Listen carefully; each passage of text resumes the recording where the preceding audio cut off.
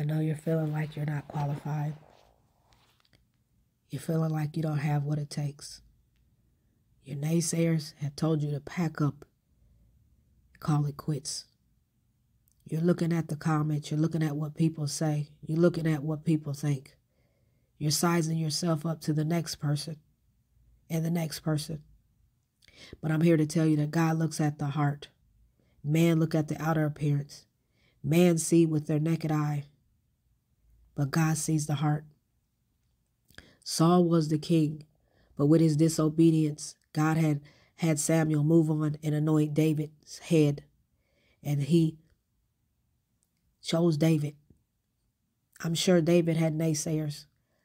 I mean, he was a sheep keeper. And I'm sure he had naysayers that said that when he got ready to fight Goliath, that there was no way that he could do it.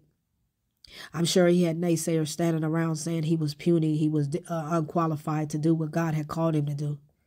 I'm sure of it.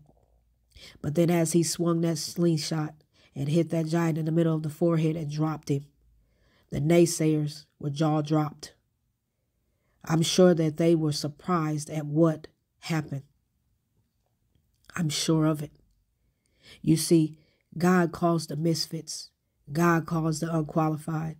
God calls the unfamous. God calls the rejected. God calls the people that have been left behind, are the ones that people write them off.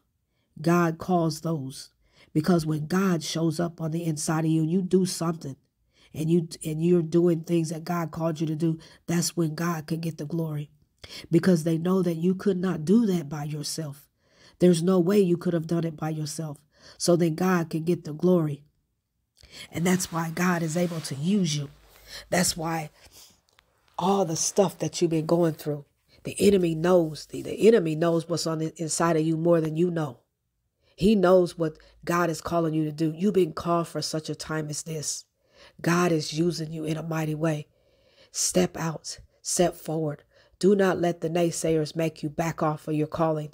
You have been chosen. You have been called. God is doing something amazing on the inside of you. That's why the enemy keeps trying to stop you. That's why he's trying to put a stop to what God is doing in the inside of you. Faith comes by hearing, and hearing the word of the Lord.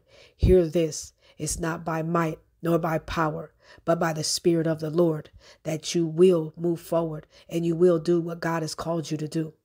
God is calling you. God is calling you for such a time as this. Move into the things of God.